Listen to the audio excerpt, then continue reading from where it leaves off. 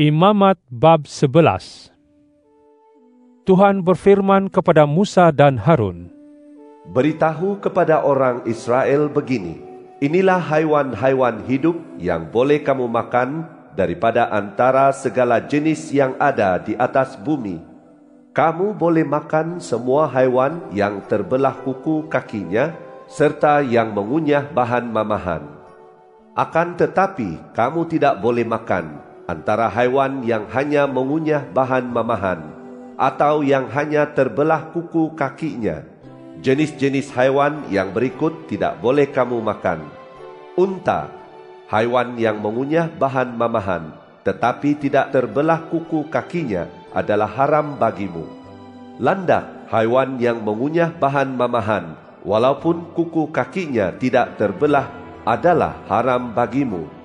Arnab, haiwan yang juga mengunyah bahan mamahan, walaupun kuku kakinya tidak terbelah, adalah haram bagimu. Babi yang kuku kakinya terbelah, walaupun babi tidak mengunyah bahan mamahan, adalah haram bagimu.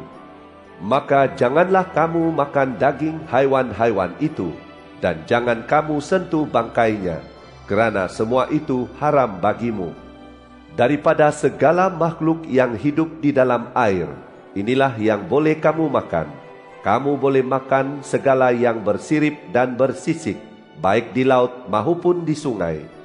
Akan tetapi, daripada semua makhluk yang hidup serta berkerumun di air, segala yang tidak bersirip dan tidak bersisik, baik di laut maupun di sungai, adalah jijik bagimu.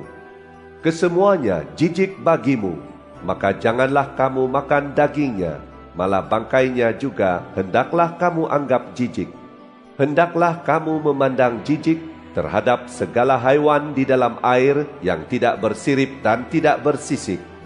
Daripada burung-burung, jenis-jenis yang berikut perlu kamu anggap jijik. Janganlah dimakan kerana kesemuanya perkara yang menjijikkan: burung rajawali, burung hering berjanggut, burung hering hitam, burung lang, dan pelbagai jenis burung reng, segala jenis burung gagak, burung unta, jampuk, camar, pelbagai jenis burung helang, burung pungguk, burung dendang air, burung hantu putih, burung undan, burung lang hitam, burung ranggung, jenis-jenis burung bangau, burung hud-hud, dan kelawar. Semua makhluk jenis berkerumun yang bersayap serta berjalan dengan keempat-empat kakinya ialah makhluk yang jijik bagimu. Akan tetapi, daripada segala makhluk jenis berkerumun yang bersayap serta berjalan dengan keempat-empat kakinya itu, kamu boleh memakan jenis yang mempunyai kakinya bersendi penyambung untuk melompat di atas tanah. Khususnya, inilah yang boleh kamu makan daripada semua itu: pelbagai jenis belalang besar, pelbagai jenis belalang daun, pelbagai jenis belalang kunyit, dan pelbagai jenis belalang padi. Selain itu, makhluk jenis berkerumun yang bersayap serta berjalan dengan keempat-empat kakinya adalah menjijikkan bagimu. Haiwan-haiwan yang berikut boleh membuat kamu ternajis. Sesiapa yang menyentuh bangkainya akan menjadi najis sampai waktu maghrib. Dan hendaklah sesiapa yang membawa mana-mana bahagian daripada bangkainya mencuci pakaiannya, lalu dia menjadi najis sampai waktu maghrib. Haram juga bagimu segala haiwan yang terbelah kukunya, namun kukunya tidak terpisah sepenuhnya, dan juga haiwan yang tidak mengunyah bahan mamahan. Maka sesiapa yang menyentuhnya menjadi najis. Antara segala haiwan yang berjalan dengan keempat-empat kakinya, haram bagimu jenis yang berjalan di atas telapak kakinya. Sesiapapun yang menyentuh bangkainya menjadi najis sampai waktu maghrib. Dan hendaklah sesiapa yang membawa bangkainya mencuci pakaiannya dan menjadi najis sampai waktu maghrib. Kesemua itu haram bagimu. Antara makhluk kecil yang berkerumun di atas tanah, inilah yang haram bagimu: tikus mondok, tikus, pelbagai jenis cicak, biawak, cengkarung, cicak pasir, dan sumpah-sumpah. Itulah makhluk merangkak yang haram bagimu. Oleh itu, sesiapa yang menyentuh haiwan itu yang telah mati, menjadi najis sampai waktu maghrib. Jika mana-mana antara haiwan itu mati, lalu jatuh menimpa sesuatu barang, maka barang itu menjadi najis, baik itu perkakas kayu, pakaian, kulit maupun karung. Apa-apa perkakas yang digunakan untuk pekerjaan apa-apa pun, hendaklah barang itu dimasukkan ke dalam air, dan barang itu menjadi najis sampai waktu maghrib. Sesudah itu, barulah barang itu menjadi suci. Jika satu daripada haiwan-haiwan itu jatuh ke dalam sebuah belanga tanah, maka segala isinya menjadi najis, dan hendaklah dipecahkan belanga itu. Segala makanan yang dapat dimakan akan menjadi najis kalau terkena air daripada belanga itu, dan segala minuman yang dapat diminum pun akan menjadi najis kalau minuman itu ada di dalam belanga seperti itu. Jika mana-mana bahagian daripada bangkai haiwan itu jatuh menimpa sesuatu barang, maka barang itu menjadi najis dan hendaklah dipecahkan sekalipun barang yang terkena najis itu ketuhar ataupun dapur. Semua itu menjadi najis dan hendaklah kamu anggap sebagai najis. Apa-apapun yang menyentuh bangkai haiwan-haiwan itu menjadi najis. Akan tetapi mata air atau perigi penampung air yang tersentuh tetap suci. Jika sebahagian daripada bangkai haiwan itu jatuh mengenai sesuatu benih yang akan disemai, benih itu tetap dianggap suci. Tetapi jika benih itu telah diairi, lalu sebahagian daripada bangkai haiwan itu jatuh menimpanya, maka benih itu menjadi najis bagimu. Jika seekor haiwan yang halal bagimu mati, maka sesiapa yang menyentuh bangkainya menjadi najis sampai waktu maghrib. Hendaklah sesiapa yang memakan daging daripada bangkai haiwan atau membawa bangkai itu mencuci pakaiannya, dan dia menjadi najis sampai waktu maghrib. Mana-mana haiwan yang berkerumun di atas tanah harus kamu pandang sebagai sesuatu yang menjijikkan, dan janganlah dimakan.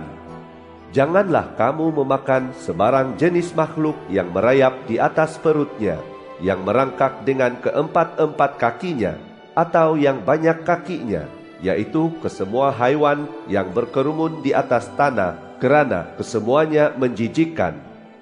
Jangan jadikan dirimu menjijikkan kerana segala haiwan yang berkerumun itu, dan jangan najiskan dirimu sendiri dengan kesemua haiwan itu. Akulah Tuhan, Allahmu. Oleh itu, sucikanlah dirimu, dan jadilah suci kerana aku ini suci. Jangan najiskan dirimu dengan segala haiwan yang berkerumun yang merayap di atas bumi. Akulah Tuhan yang telah memimpin kamu keluar dari tanah Mesir supaya aku menjadi Allahmu. Jadilah suci kerana aku ini suci. Inilah hukum tentang haiwan, burung-burung dan setiap makhluk hidup yang bergerak di dalam air, dan setiap makhluk yang berkerumun dan merayap di atas bumi. Hendaklah kamu dapat membezakan antara yang najis dengan yang suci, dan antara makhluk hidup yang boleh dimakan dan makhluk hidup yang tidak boleh dimakan. Imamat bab 12. Tuhan berfirman kepada Musa, Beritahu orang Israel, jika seorang perempuan yang mengandung melahirkan seorang anak lelaki, maka najislah dia selama 7 hari. Dia menjadi najis sebagaimana pada hari-hari dia sedang haid atau datang bulan. Pada hari ke-8, hendaklah kulub anak itu dikatankan. Hendaklah wanita itu menunggu selama 33 hari untuk penyucian daripada darah nifasnya. Dia tidak boleh menyentuh apa-apapun yang suci dan tidak boleh masuk ke dalam tempat suci sehingga genapnya hari-hari penyuciannya. Tetapi jika dia melahirkan anak perempuan, maka dia membawa najis nifas selama 2 minggu, yakni sama tempohnya seperti waktu dia haid, dan hendaklah dia menunggu selama 66 hari untuk penyucian daripada darah nifasnya. Setelah genap hari-hari penyuciannya, sama ada anaknya lelaki atau perempuan, hendaklah dia membawa seekor anak domba berumur 1 tahun sebagai korban bakaran, dan seekor anak burung merpati atau seekor burung tekukur sebagai korban penghapus dosa ke pintu kemah pertemuan kepada imam. Hendaklah imam mempersembahkannya di hadapan Tuhan dan mengadakan pendamaian bagi perempuan itu, dan perempuan itu akan disucikan daripada darah nifasnya. Itulah hukum tentang perempuan yang melahirkan anak, baik anak lelaki maupun anak perempuan. Jika dia tidak mampu mempersembahkan anak domba, maka hendaklah dia membawa 2 ekor burung tekukur atau 2 ekor anak burung merpati, seekor lagi untuk menjadi korban bakaran, dan seekor untuk menjadi korban penghapus dosa. Hendaklah imam mengadakan pendamaian bagi perempuan itu, dan perempuan itu akan menjadi suci. Imamat bab 13. Tuhan berfirman kepada Musa dan Harun, apabila terjadi bengkak, ruam atau berbintik-bintik pada kulit tubuh seseorang, yang kemudian menjadi jangkitan penyakit kulit, maka hendaklah orang itu dibawa kepada Imam Harun atau kepada seorang daripada antara para imam, yaitu anak-anaknya. Hendaklah imam memeriksa kudis pada kulit tubuh orang itu. Jika bulu di tempat jangkitan itu sudah berubah menjadi putih dan kelihatan betapa penyakit itu sudah berakar lebih dalam daripada lapisan kulit di tubuhnya, maka kudisnya itu jangkitan penyakit kulit. Setelah imam selesai memeriksanya, hendaklah dia mengistiharkan bahawa orang itu najis. Jika terdapat bintik-bintik putih pada kulit tubuhnya, tetapi kelihatannya hal itu tidak berakar lebih dalam daripada lapisan kulit, dan bulunya pun tidak berubah menjadi putih, maka hendaklah imam mengasingkan orang yang berpenyakit itu selama 7 hari. Hendaklah imam memeriksa orang itu semula pada hari yang ke-7. Jika kudis yang berkenaan tidak kian meluas dan merebak pada kulit, maka hendaklah imam mengasingkannya selama 7 hari lagi. Hendaklah imam memeriksanya semula pada hari ke-7, dan jika ternyata telah pudar dan tidak meluas lagi kudis itu pada kulit, maka hendaklah imam mengistiharkan bahawa orang itu suci. Ini bererti terjadi ruam sahaja, maka hendaklah orang itu mencuci pakaiannya, lalu dia menjadi suci. Namun begitu, jika ruam itu meluas pada kulit setelah orang itu menunjukkan diri kepada imam untuk diistiharkan suci, maka hendaklah dia menunjukkan dirinya untuk pemeriksaan oleh imam. Maka hendaklah imam memeriksa orang itu semula. Jika terbukti ruam itu meluas pada kulit, maka hendaklah imam mengistiharkan bahawa orang itu najis. Penyakit itu jangkitan penyakit kulit. Apabila seseorang terkena jangkitan penyakit kulit, hendaklah dia dibawa kepada imam. Hendaklah imam menjalankan pemeriksaan. Jika terbukti ada bengkak berwarna keputihan pada kulit orang itu, malah bulu di tempat itu juga menjadi putih, dan terjadi ketumbuhan daging pada bengkak itu, maka itulah jangkitan penyakit parah pada kulit tubuh orang itu. Maka hendaklah imam mengistiharkan orang itu najis, tetapi tidak perlu mengasingkannya kerana sudah jelas betapa bernajis orang itu.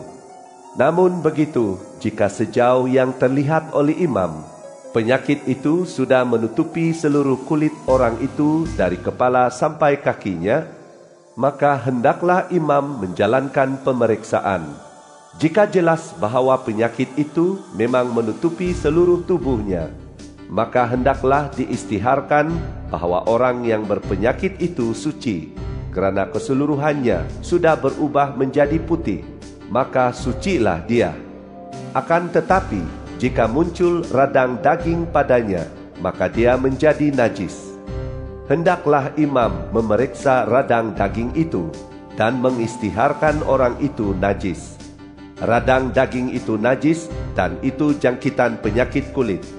Walau bagaimanapun, jika radang daging itu berubah menjadi putih semula, maka hendaklah orang itu datang kepada imam.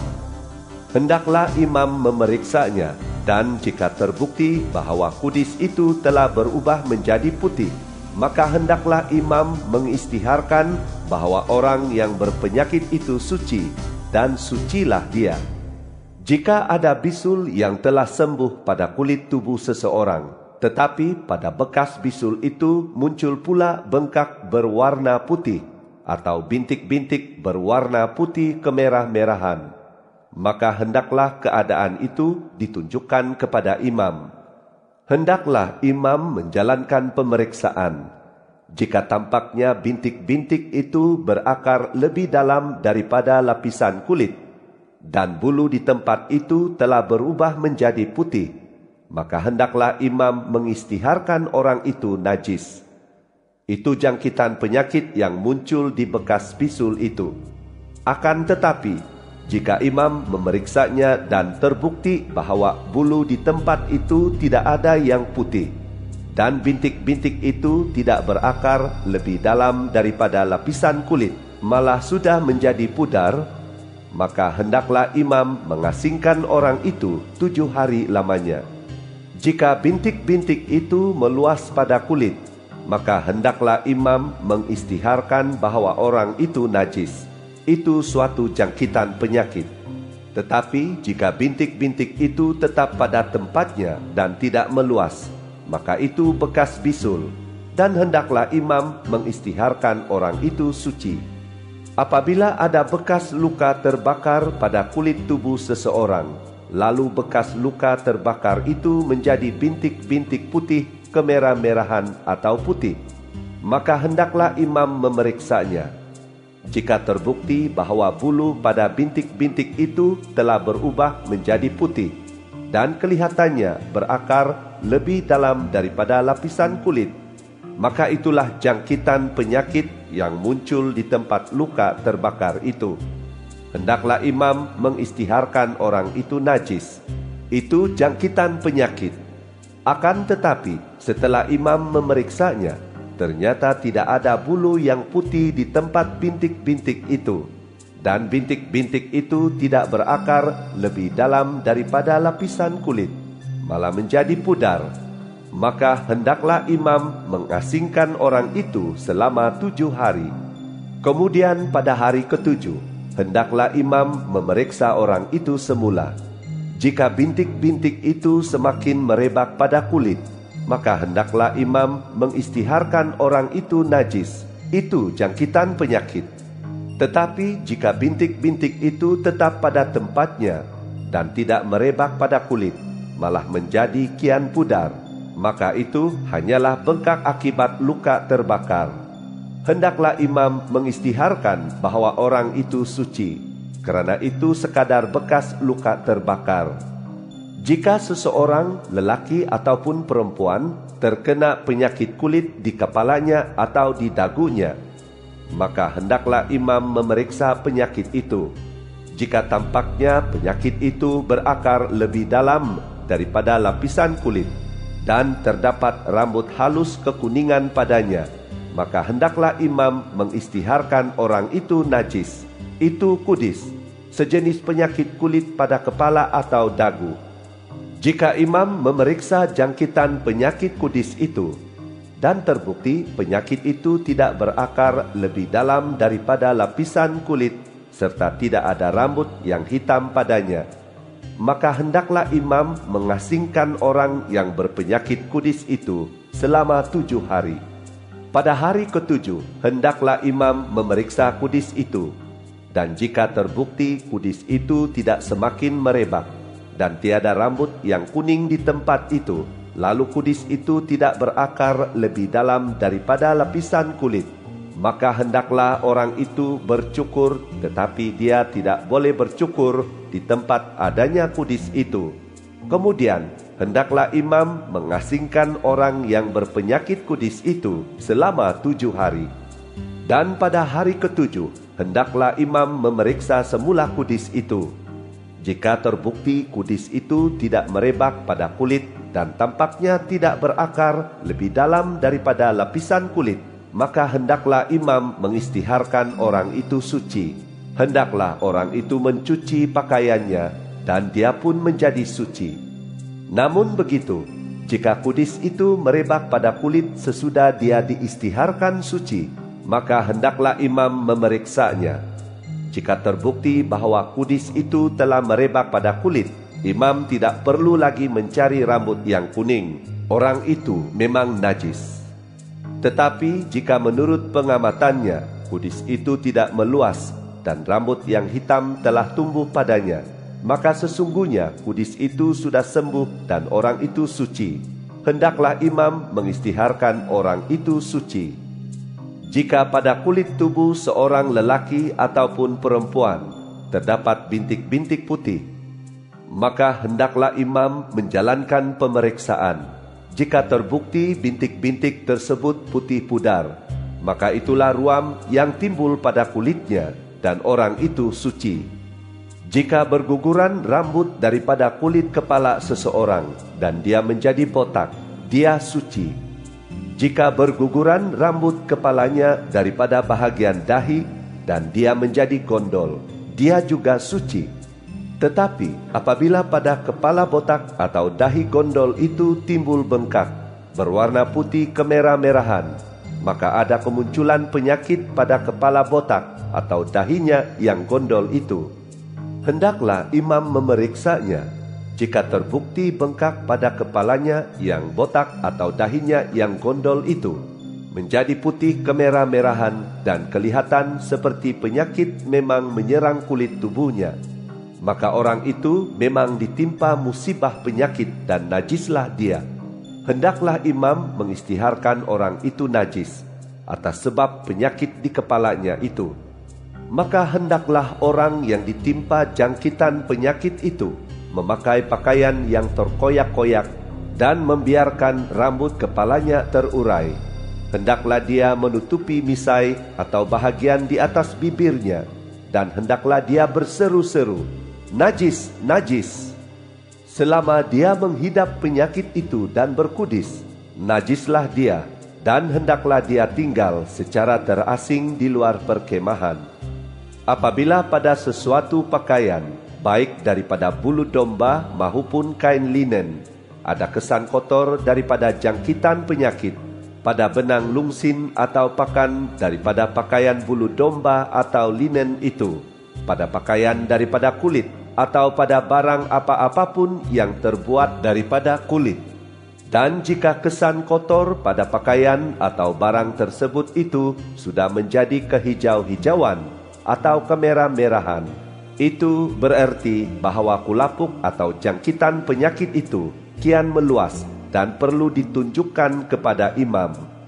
Hendaklah imam memeriksa tanda itu dan mengasingkan barang yang memiliki kesan kotor itu selama 7 hari.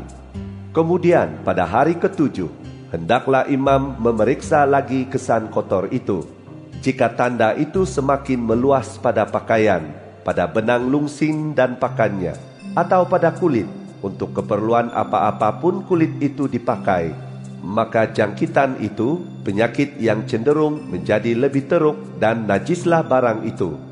Hendaklah imam membakar pakaian, benang lungsin dan pakan pada pakaian bulu domba atau linen, atau barang apa-apapun daripada kulit yang memiliki tanda itu, kerana jangkitan itu penyakit yang cenderung menjadi lebih teruk. Hendaklah barang-barang yang berkenaan itu dibakar habis. Jika imam menjalankan pemeriksaan dan terbukti bahawa kesan kotor itu tidak semakin meluas pada pakaian, pada benang lungsin dan pakan, atau pada barang apa-apapun daripada kulit, maka hendaklah imam menyuruh orang mencuci barang yang memiliki kesan kotor itu. Hendaklah dia mengasingkan barang tersebut selama 7 hari lagi. Sesudah barang yang memiliki kesan kotor itu dicuci, hendaklah imam menjalankan pemeriksaan semula. Jika terbukti kesan kotor itu tidak berubah rupanya, meskipun tidak meluas, maka barang itu najis, dan hendaklah engkau membakarnya habis. Tidak kira sama ada kesan kotor itu berada di sebelah belakang atau di depan. Jika pemeriksaan imam menunjukkan bahwa kesan kotor itu menjadi pudar sesudah dicuci, maka hendaklah dia membuang bahagian berkesan kotor itu daripada pakaian, kulit, benang lungsin atau pakan itu. Jika kesan kotor itu muncul semula pada pakaian, benang lungsin dan pakan, atau pada barang apa-apapun daripada kulit, itu bererti bahwa jangkitan penyakit itu berkembang. Hendaklah kamu membakar habis barang yang berkesan kotor itu. Hendaklah pakaian, benang lungsin, benang pakan, atau barang apa-apapun daripada kulit yang sudah kamu cuci hingga tanda itu hilang, itu dicuci lagi. Setelah itu barulah barang itu suci. Itulah hukum tentang jangkitan penyakit pada pakaian daripada bulu domba atau linen, pada benang lungsin, benang pakan, atau pada barang apa-apapun daripada kulit, untuk menyatakan sama ada barang itu suci atau najis.